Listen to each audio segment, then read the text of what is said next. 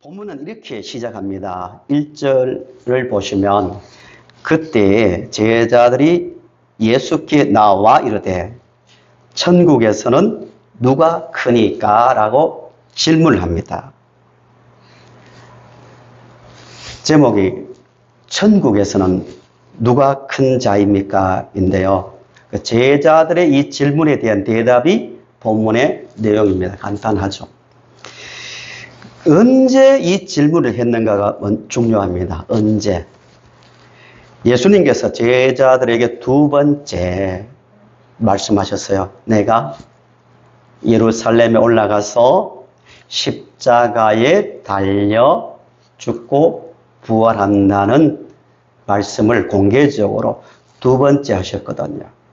성경의 중요한 특징이 뭐라고 했습니까? 항상 하나님은 미리 말씀하세요. 미리. 먼저 말씀하시고 그 말씀대로 그 일을 이루십니다. 그래서 우리는 이렇게 미래를 말하면 안 됩니다. 그럴 것이다, 이럴 것이다 아니라 하나님께서 예수님께서 이렇게 말씀하셨습니다. 그러므로 이렇게 됩니다. 라고 확신을 가지고 말해야 됩니다. 세상은 반드시 불로 심판을 받습니다. 받을 것입니다가 아니고 언제쯤 어떻게 될 것입니다는 인간의 생각이고요. 한 글자 하나도 오류가 없는 하나님의 말씀으로 우리는 미래를 말할 수 있고 현재를 말할 수 있는 겁니다. 예수님께서 내가 예루살렘에 올라간다. 올라가서 고난을 받고 십자가에 달려 죽는다. 것이다가 아니라 죽는다. 그리고 부활한다는 그 말씀을 두 번째 하셨어요. 17장 22절부터 23절의 내용이죠. 그 말씀하신 그때에 제자들이 예수님께 질문하는 거예요. 천국에서는 누가 큰 자입니까? 제자들 생각 속에는 뭐가 이미 벌써 들어와 있습니까? 예루살렘에 올라가시면 뭐가 이루어진다? 하나님의 나라, 천국이 세워진다는 확신이 있는 거예요. 이제 예루살렘에 올라가시나 보다. 올라가시면 우리를 지배하는 그 시대에 로마를 물리치고 악의 세력을 물리치고 예수님께서 왕으로 등극하시고 그러면 그 나라가 세워지면 밑에 다스릴 사람이 있어야 될 거 아니에요. 자기들 생각에. 이런 생각을 한 거죠. 예수님 왕이시면 우리가 예루살렘에서 세상을 다스려야 되는데 서열 정리가 필요하다는 생각하는 거예요. 똑같은 자리를 자주 살 수 없으니까. 자기들 생각이죠. 누가 과연 높은 자리를 차지할까? 자기들끼리 다툰 거예요. 길에서. 야 하고 베드로 말이야. 요한 이러면서 자기의 공로를 내세우는 거예요. 이걸 잘 잡아야 높은 자리를 차지할 수 있으니까요. 제자들의 결정적 문제가 뭐냐면은 하나님의 나라의 질서하고 세상의 질서를 똑같이 보는 거예요. 통치자만 다른 거예요. 아닌데, 전혀 아닌데요. 마가복음 9장 33절에서 35절을 보시면 제자들이 이 질문을 하기 전에 다투었다는 내용을 기록하고 있는데요. 가버나움에 이르러 집에 계실새 제자들에게 물으시되 너희가 길에서 서로 토론한 것이 무엇이냐 하시되 그들이 잠잠하니 이는 길에서 서로 누가 뭐 했다고요? 누가 크냐 하고 쟁론했다는 거예요. 다투었다는 거예요. 이렇게 다투었겠죠. 누가 말이야 예수님께 먼저 부름 받았는지 알아? 내가 먼저 부름 받았어. 너는 나의 대의야. 어떤 제자들은 또 누가 더 충성했는지 알아? 나는 배우와 거물과 부모님을 버리고 떠났어. 모든 것을 버리고 예수님께 왔어. 내가 더 충성했어. 자기가 내세울 수 있는 거 다 내세웠겠죠.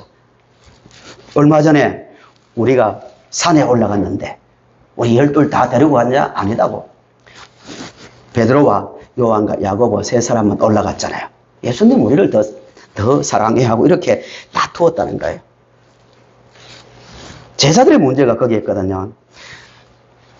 예수 그리스도를 통하여 이루어질 하나님의 나라와 세상 나라가 거의 같다고 생각하는 거예요.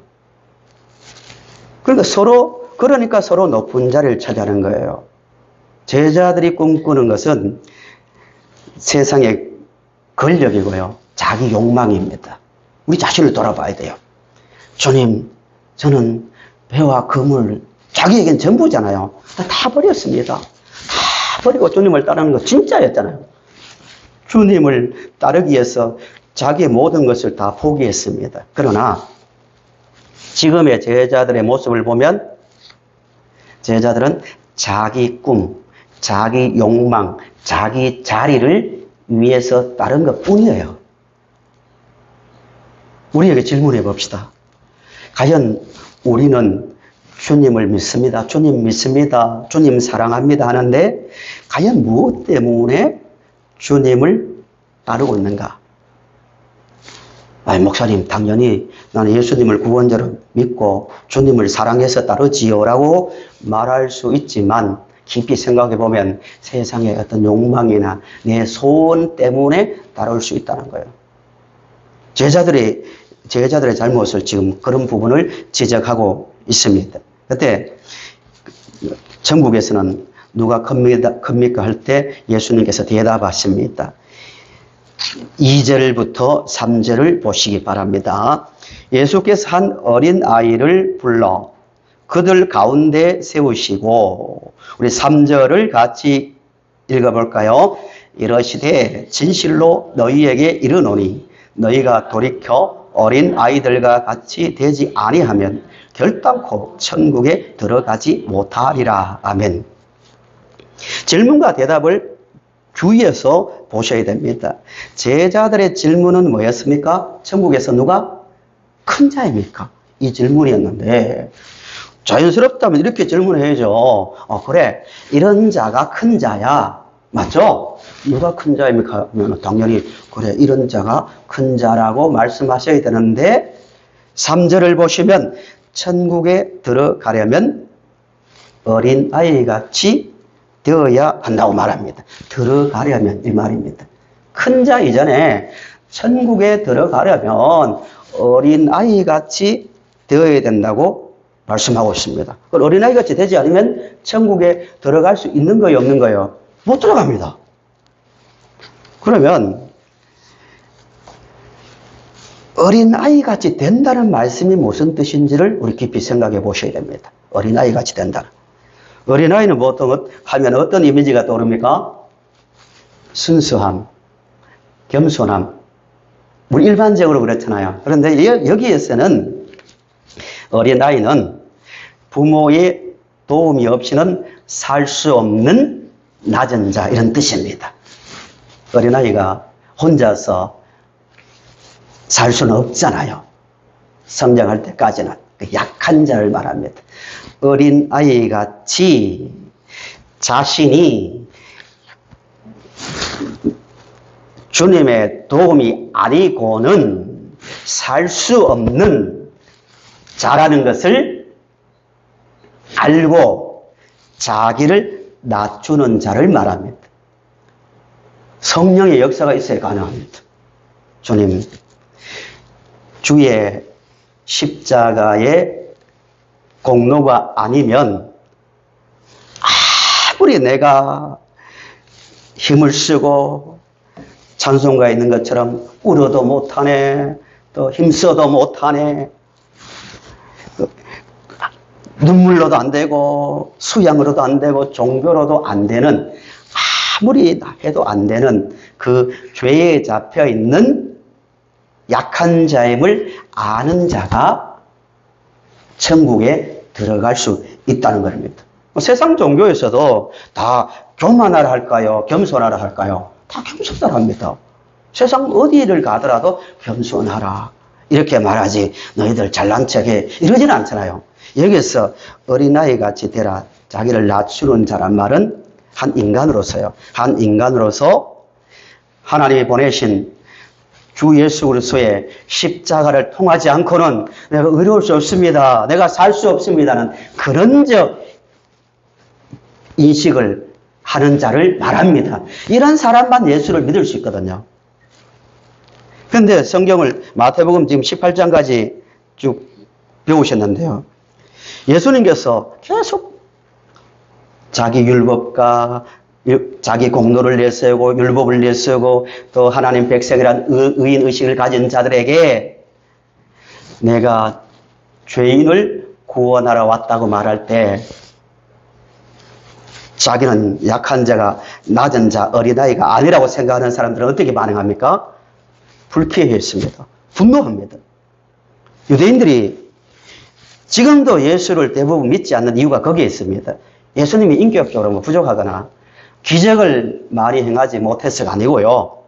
다 좋아. 초반에는 얼마나 좋아했습니까? 하나님의 아들입니다. 당신은 하나님의 아들입니다 하고 다 따라갔지만 나는 하늘로부터 온 하나님의 아들로서 너희들을 죄에서 스스로 벗어날 수 없는 죄에서 구원하러 왔다고 할 때부터 돌아서기 시작한 거예요. 현대인들의 전형적 특징이 아닙니까? 우리가 교회에서 선한 일을 할 때 다 좋아하고 칭찬합니다. 그러나 예수 그리스도를 통해서만 우리가 의로워질 수 있고 구원받을 수 있다는 이 말을 하는 순간부터 우리의 거부감을 갖습니다. 왜 기독교만 유독 별나다고 천주교나 원불교나 또 여러 종교는 잘 모여서 화합하는데 기독교는 잘 나가다가도 결정적일 때 예수 그리스도만 우리의 구원자라고 말한다고 그런 게 어딨냐고 이렇게 반론합니다. 자기가 어떤 상태에 있는지 모르기 때문입니다. 예수님께서 하신 말씀이 그거예요. 너희들 제자들이 지금 하나님 나라가 이루어질 건데 우리가 이렇게 자기를 내세우는 제자들에게 너희들은 엄청나게 저강하고 있다. 내가 세우려는 나라는 인간의 힘으로 내가 하나님의 아들이기 때문에 기적을 행해서 로마를 물리치고 우리가 권력을 잡는 그런 나라가 아니고 반대로 내가 십자가에 달려 죽음으로 너희들의 죄를 제거함으로 결과 너희들의 죄의 욕망에서 벗어남으로 세워질 나라다. 서로가 낮아짐으로 높임으로 세워지는 나라다라고 말씀하고 있는 겁니다. 교회의 모습이 되어야 됩니다. 교회가요. 제자들의 모습을 보면서 저 자신을 돌아봤거든요. 제자들 순수하게 예수님 사랑했죠. 베드로는 모두가 예수님을 버릴지라도 저는 목숨 걸고 주님을 따르겠습니다 할 정도로 주님을 사랑했어요.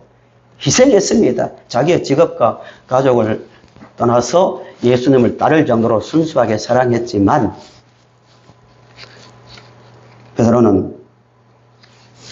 베드로와 제자들은 예수님 말씀대로 높아지려는 자기 욕망 때문에 주님을 따른 거예요. 교회도 그렇게 될 수 있다는 거예요. 저도 마찬가지고요. 주님 사랑합니다 하지만 그 밑바탕에는 철저하게 남들보다 위에 서고 칭송을 받고 뭔가 힘을 가지는 그런 꿈을 가지고 주님을 따를 수 있다는 거예요.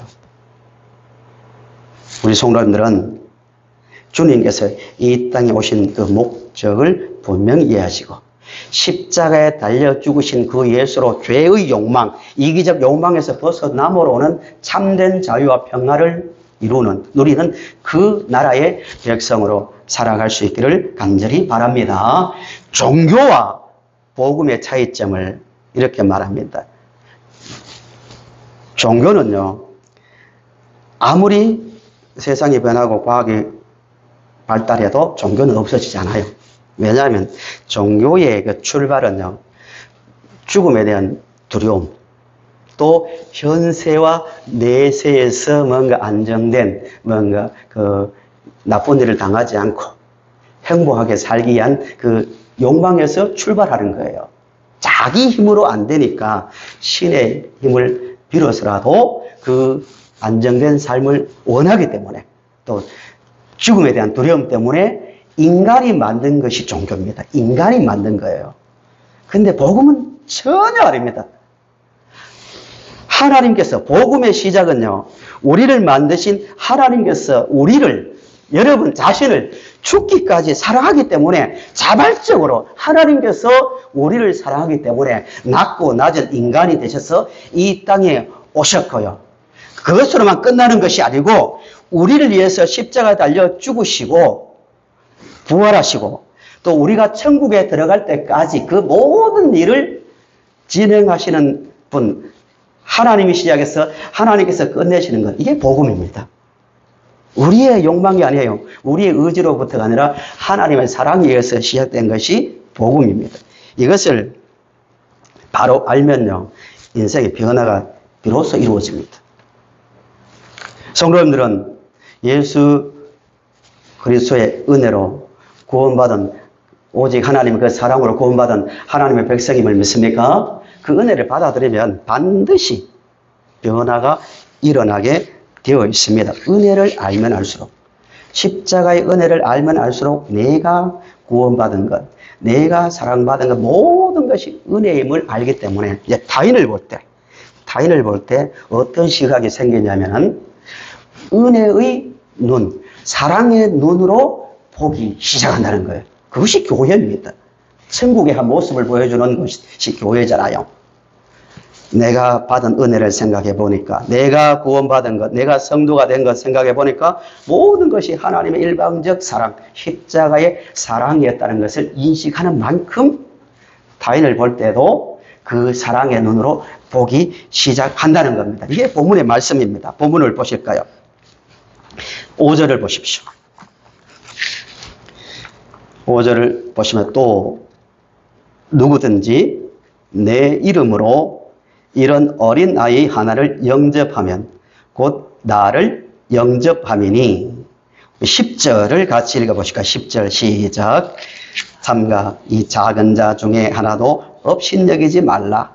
너희에게 말하노니 그들의 천사들이 하늘에 계신 내 얼굴을 항상 보옵느니라 라고 말씀하고 있습니다. 5절에 누구든지 내 이름으로 이런 어린 아이 하나를 영접하면 나를 영접한다는 말씀을 쉽게 드리면, 너희들이 내 이름으로 십자가의 은혜로 구원을 받은 그 은혜의 마음으로 어린아이, 약한 자, 우리가 무시해도, 세상적 표현으로 무시해도 괜찮을 정도의 낮은 자들, 약한 자들을 진실하게 영접하는 것이 나를 영접하는 것이라고 말합니다. 은혜의 눈으로, 주의 이름으로, 내 이름으로 그들을 바라보고 대하는 것, 이게 우리 그리스도인들의 그 변화된 그 시각입니다. 생각해 봅시다. 우리 적용해 봅시다. 내가 만나는 사람들을 주의 이름으로, 주의 은혜를 받은 자의 마음으로 그들을 바라보고 있는가? 그 눈이 있을 때 천국의 모습이 교회의 한 부분 속에서 이루어져 갈 겁니다. 요즘 많은 사람들이 얼마나 교회에 대해서 부정적으로 보는지 모릅니다. 교회 다니나 안 다니나 별것 없다. 잘못 알고 있는 부분도 많이 있겠지만, 우리만큼은요, 세상 사람들이 어떻게 말하든 우리만큼은 세상 사람들이 따라올 수 없는 정말 사랑의 공동체, 서로가 은혜로만 살 수 있는, 은혜로 구원받은 자의 그 마음으로 서로를 주의 이름을 주의 이름으로 서로를 높이며 세워가는 공동체가 되어야 됩니다. 마태복음 25장 33절에서 46절을 보시기 바랍니다. 한편으로 참 무서운 말씀이 나옵니다. 25장 33절에서 45절을 보시면 이렇게 말씀하고 있습니다. 25장 33절 보세요. 이제 심판 때의 이야기입니다.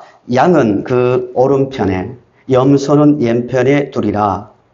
그때 임금이 그 오른편에 있는 자들에게 이르시되 내 아버지께 복받을 자들이여 나와 창세로부터 너희를 위하여 예비된 나라를 상속받으리라.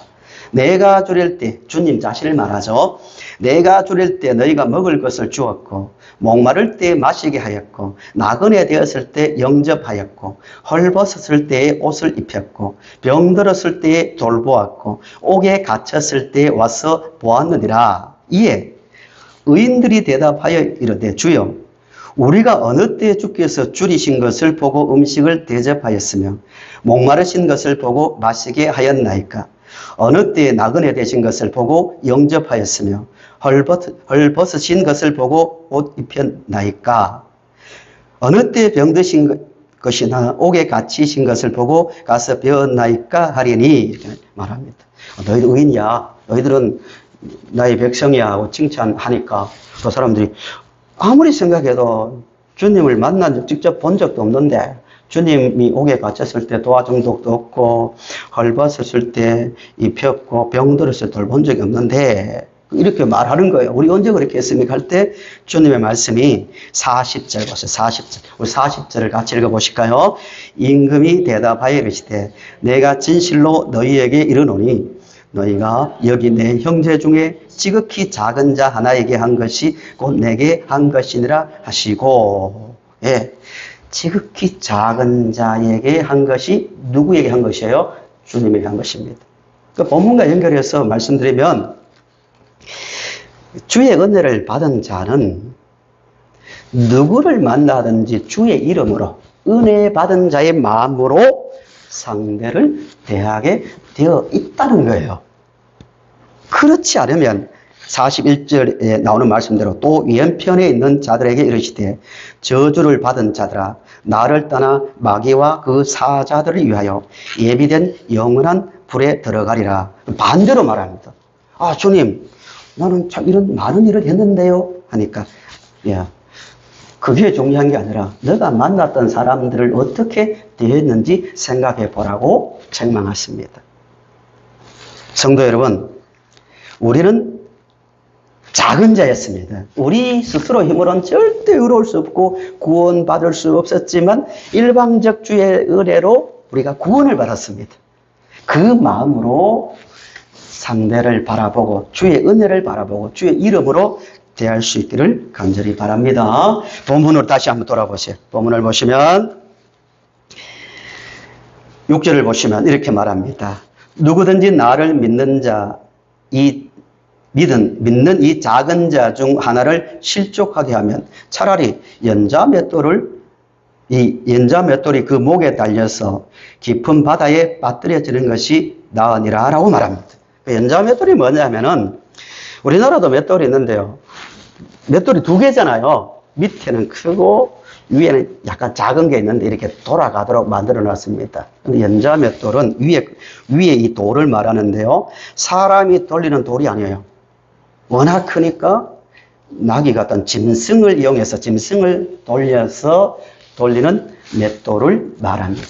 그러니까 소자에게 한 그 행동의 책임이 얼마나 큰지를 말합니다. 차라리 그 사람을 절망케 하는 것이 실족케 하는 것이 차라리 자기 목에 연자맷돌을 걸고 바다에 던져지는 것이 낫다라고 말하고 있습니다. 그만큼 책임이 크다는 거죠. 그러면서 7절부터는 좀 과장법을 이용해서 이렇게 말합니다. 실족게 하는 일들이 있음으로 말미암아 세상에 화가 있도다. 실족하게 하는 일이 없을 수는 없으나 인간의 약함을 말해주는 거죠. 실족하게 하는 그 사람에게는 화가 있도다. 만일 내 손이나 내 발이나 너를 범죄하게 하거든 찍어내버리라. 장애인이나 다리 저는 자로 영생에 들어가는 것이 두 손과 두 발을 가지고 영원한 불에 던져지는 것보다 나으니라. 만일 내 눈이 너를 범죄하게 하거든 빼어내버리라. 한 눈으로 영생에 들어가는 것이 두 눈을 가지고 지옥불에 던져지는 것보다 나으니라 라고 말합니다. 무시무시한 말씀이죠. 과장법을 사용하고 있습니다. 분명히 실족하게 하는 일이 없을 수는 없으나 약함을 인정하면서 그리스도인의 책임이 얼마나 큰지를 말합니다. 눈이 범죄하면 표현하기도 그런데요. 뽑아버리고 손과 발이 범죄면 찍어버리래요. 그렇게 하면은 우리가 어떻게 되겠습니까? 지금 그만큼 행동에 있어서 신중해야 되고 무거운 마음을 가지라는 거예요. 눈으로요 사람들을 무시할 수 있습니다. 눈빛을 보면 알잖아요. 저 사람이 나를 무시하는지 좀 존중하는지. 눈빛에도 소자를 높이고 인격적으로 대할 수 있길 바랍니다. 손가락으로 마찬가지 손가락으로. 무시하는 것 나쁜 겁니다. 그러니까 이런 것 하나하나를 말씀을 받아들이면 이런 말이 나와야 됩니다. 교회만 가면 내 마음이 편하고 내가 존중받는 것 같다. 세상에 많이 배웠던 배우지 못했던 많은 부를 가지고 있던 가난하든 관계없이 모두가 동등하게 평등하게 인격적으로 대하더라. 이 한국교회의 모습이 돼야 됩니다. 누구로부터? 세상 사람들로부터 그런 평가를 받아야 됩니다. 예수만 믿어야 구원받는다는 말은 좀 거부감이 들지만 그들이 보기에 분명한 것은 저들의 삶을 보니까 세상 질서와 하나님의 나라는 역시 다르구나라는 말을 들을 수 있어야 됩니다. 그만큼 무겁게 받아들여야 된다는 거예요. 그 믿음으로 구원받았으니까 믿습니다 하고 가볍게 넘기면서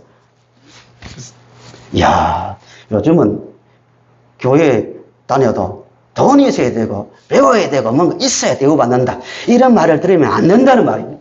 벌써 그런 자들은 연자 맷돌을 목에 걸고 바다에 던져지는 것보다 무서운 행동을 하고 있다는 겁니다. 조심해야 됩니다.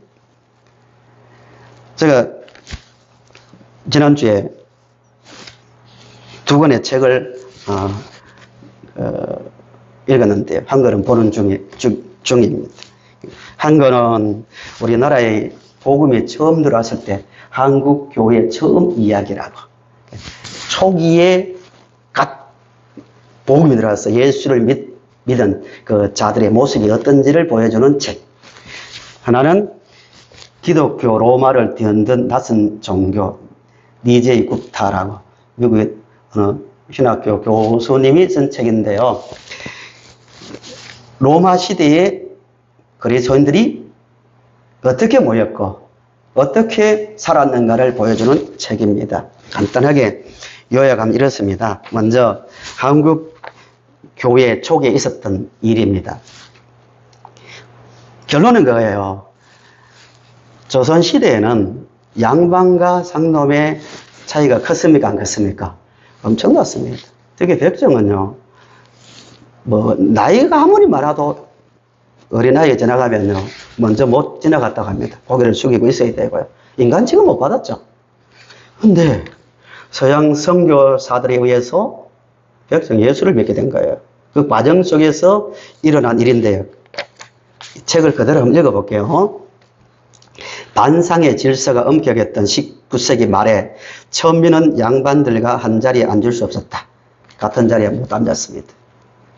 한국교회 초기에 이게 굉장히 큰 문제가 됐습니다.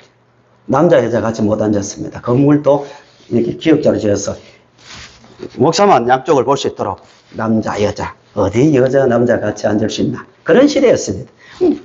백정은 들어오지도 못하죠. 어디 백정과 양반이 같이 앉을 수 있냐고. 근데 1895년 무렵 서울 관자골, 지금의 관원동입니다. 시내에 백정마을에 박성춘이라는 백정이 살고 있었다.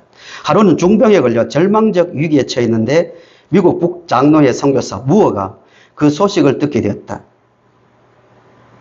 자신이 운영하던 예수교 학당에 다니고 있던 그 집 아들 봉출이를 통해 사정을 알게 된 무어는 제중원, 지금 세브란스 병원입니다. 선교사 에비슨을 데리고 관자골을 찾아갔다. 그러니까 이 에비슨은 궁궐에서 치료하는 사람입니다. 그 일반 천민들을 상대하던 치료하던 그 선교사는 아니었습니다. 물론 자기는 따로 구별하지 않았지만 그 에비슨이 찾아가서 박성춘을 살려냅니다. 박성춘은 은혜를 갚는 심정으로 무어 선교사가 사역하던 교회에 나갔습니다. 예수 믿는 게 아니고 고마우니까 또 미안해서 나갔던 것 같아요. 그 교회는 양반 마을인 곤당골, 지금 소공동 롯데호텔 부근 아시죠? 롯데호텔 부근 소공동 시청 뒤쪽에 있는 것 같은데요. 양반 교회였다. 그 백정이 교회 나왔습니다. 이제 문제가 되는 거예요. 교회에서 말이 나오는 겁니다. 아니 어떻게 백정하고 같이 앉을 수 있나? 아무리 예수를 믿는다고 하지만 그 교회에서 내부에 문제가 발생했습니다. 그래서 양반 교인들은요, 홍문수골, 광교, 조문의 본점 쪽입니다. 우리는 같이 못한다. 교회를 갈라서 나와버렸습니다. 부끄러운 일이죠. 그래서 교회를 세웠고요. 그 떠난 사람들이 이제 그렇게 세웠고, 그다음 곤당골 교회를, 홍문수 교로 나간 양반들은 이 곤당골 교회를 보고 첩장교회, 첩년들과 백장놈들이 다니는 교회라고 무시했습니다. 교회도 이런 모습이 나타날 수 있는 겁니다.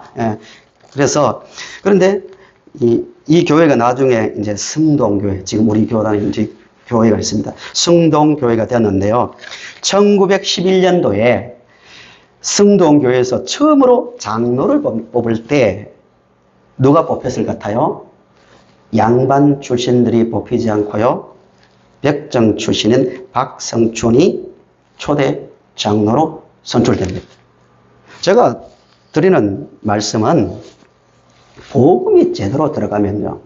십자가를 통한 그 하나님의 나라가 어떤 것인지 알면요. 절대로 세상 질서를 가지고 사람을 평가하거나 대우하지 않습니다. 주의 피로 구원받은 너, 나 이런 관점으로 평등하게 봅니다. 그래서 남녀, 그 당시에 여자가 사람 취급받았습니까? 이름도 없습니다. 무슨 대 이렇게 나오죠. 맞죠? 그런데 지금은 이름도 부여되고 평등하잖아요. 어린아이도 존중받고요. 백정과 양반 없습니다. 같이 앉게 되었습니다. 이 십자가의 정신이고 은혜 받은 자의 모습이거든요. 또 반대의 모습도 있어요. 양반 예수를 믿었습니다. 월남 이상제 같은 사람은 유교의 철저히 정신을 갖고 살았는데요. 유교 정신이 있다가 문제로 인해서 이제 1902년 보수파가 꾸민 정치적 음모 사건에 휘말려 감옥에 갇힙니다. 거기에 이승만, 신흥우, 김정식, 유성준, 홍재구 이런 많은 양반들, 지식층들이 있었는데요. 그 무렵에 감옥에 도서실이 생긴 겁니다. 그 선교사들이 성경책을 넣어주니까 이 상제가 이 성경을 읽다가 요망한 책이라고 던져버리고요. 이게 어딨냐고. 사회 질서도 무시하고 여자들이 나서고 뭐 쌍놈들이 뭐 형제하고 같이 어울리는 이런 단체는 아주 족보도 없는 곳이라고 무시했습니다. 그러다가 성령이 역사하니까요. 거기 안에서 마음이 열리니까요. 성경을 읽고 예수를 믿고 통해 자복했다고 기록에 나와 있습니다. 그럼 이렇게 통해 자복했대요. 말로 표현할 수 없는 영광에 가득 찬 진리 안에서 하나님이 함께 하심으로 오는 그 감격 가운데서 유학자, 벼슬자라는 교만과 정오 대신 그리스도의 겸비와 사랑에 잡혔다고 기록하고 있습니다. 진짜 복음의 역사입니다. 우리가 그렇게 돼야 되는 거 아닙니까? 우리 교회가 그런 모습이 되어서 숫자와 관계없이 이것은 정말 천국의 모습을 볼 수 있는 곳이다라는 평가를 받을 수 있는 교회가 되어져 가기를 바랍니다. 로마 교회에 대한 이야기는 다음 시간에 말씀드립니다. 야고보는 이렇게 말해요. 야고보서를 기록한 중요한 목적 중에 하나가 뭐냐면은 그렇게 박해를 받으면서 예수를 믿는 교회 안에도 사람을 외모로 대하는 게 나타나는 거예요. 보니까 뭐 차별하는 거예요. 부자와 가난한 자 사이에 성찬식을 해도요. 고린도전서에 나온 대로요. 부자들은 시간이 많으니까 먼저 모였어요. 먹고 마시다 보면 술에 취해가지고요. 배틀거리고요. 종일 노동하다가 늦게 땀 뻘뻘 흘리면서 온 사람들은 먹을 게 없는 거예요. 쫄쫄 굶는 거예요. 그들에게 하는 말이 그거예요. 너희들 먹을 게 없어요. 여기 모여서 그런 짓을 하냐. 한 형제들이 우리 형제인데 기다렸다가 같이 나눠야지 이걸 주의 피를 분별하지 못하고 먹는 짓이다. 그 말입니다. 그러면서 책망하는 모습이 나옵니다. 교회는요. 주의 사랑으로 동등한 그 피로 구원받은 자들의 모임이기 때문에요. 정말 존중하고 정말 귀하게 여기는 공동체가 되어야 됩니다. 야고보서에서 이렇게 말해요. 정말 이 차별, 이 신분의식, 우월의식, 또 반대로 낮은 자는 또 가진 자에 대한 그 분노를 없애는 그 방법이 뭘까? 그 말씀이 1장 9절에서 10절에 나와요. 이렇게 말합니다. 낮은 형제는 교회 안에도 귀족이 있고 뭐 노예가 있을 거 아니에요. 다양한 계층이 있으니까 낮은 형제는 자기의 높음을 자랑하고, 부한 자는 세상적 기준입니다. 부한 자는 자기의 낮아짐을 자랑할지니 이는 그가 풀의 꽃과 같이 지나감이라. 이런 말입니다. 쉽게 말하면 여러분 교회 안에서 차별하지 마세요. 예물을 가지고 왜 이렇게 평가합니까? 이게 야고보서의 전체적인 내용입니다. 이런 낮은 형제는 자기의 높음을 자랑하는 말은 세상적으로 좀 못 가지고 업신적인 받고 그렇게 종으로 살지만 예수를 믿음으로 당신들이 얼마나 존귀한 자가 되었는지를 생각해보고 그 높음을 귀하게 여기면서 하세요. 이게 낮은 자는 자기의 높아짐을 자랑하는 거예요. 자존감을 회복하는 거죠. 나는 하나님의 백성이다 이거예요. 나는 천지의 주제이신 하나님의 자녀이기 때문에 모든 것을 소유한 자라는 그 의식을 가져라. 반대로 부한 자는 귀족들, 세상 기준으로 높은 자들은 낮아짐을 자랑하라. 예수 안에서 보니까 세상의 질서, 세상의 것은 아무것도 아니거든요. 그런 생각을 가지고 교회 안에서 서로를 대하면 서로를 귀하게 여길 수 있는 겁니다. 세상 질서에서 벗어나라는 말씀이죠. 잠시 있다가 풀의 꽃과 같이 지나간다. 세상 질서는 잠시 있다가 사라진다는 말씀입니다. 로마서 16장을 보시면요. 여러 바울을 도왔던 여러 사람들 이름이 쭉 나오거든요. 누구에게 무난하라. 누구에게 무난하라. 이 말은 누구를 알아주라. 인사하라. 하고 서로를 교제하라. 이 말이 나오는데 명단이 쭉 나오는데 공통점이 뭐냐면은 세상 그 당시에 노예들은 사람 취급 못 받았어요. 돈으로 거래되는 시대니까. 그런데도요, 귀족들의 이름을 앞에 세우지 않아요. 섞어 놓습니다. 순서가 없습니다. 평등하게. 남자라고 앞에 내세우지 않고 동등하게 섞여 있습니다. 그만큼 그리스도 안에서의 눈을 가지고 세상을 보았기 때문에 나올 수 있는 그런 모습입니다. 이제 말씀을 정리합니다. 성도 여러분, 우리는 주님을 믿어요. 교회를 나옵니다. 때로는 신앙생활이 지루하게 느껴지고 또 고난이 올 때 낙심도 되고 여러 가지 많은 혼란을 경험할 수 있지만 그럼에도 불구하고 우리는 예수 그리스도 이름으로 구원을 받았기 때문에 구원을 받아 교회로 모였고 천국을 소망하며 믿음 생활하고 있습니다. 꼭 기억하십시오. 세상의 질서 가운데서 우리가 높은 자리를 차지하려고 예수님을 따라다니는 것이 결코 아닙니다. 부자 되려고 따라다니는 것도 아닙니다. 예수님이 우리의 구원자이기 때문에 예수님을 따라가고 있는 거예요. 고난이 오더라도요. 이미 예수 안에서 우리는 은혜로 일방적 하나님의 은혜로 놀라운 신분을 회복했고 하늘의 소망을 가지고 있습니다. 이 부유한 마음을 가지고 은혜의 마음을 가지고 모든 사람들을 사랑하고 또 높이는 가운데서 이 교회가 서로를 통하여 위로를 받고 또 치유의 역사가 일어나고 또 은혜가 더욱더 깊어져가는 그런 교회가 될 수 있기를 간절히 바랍니다.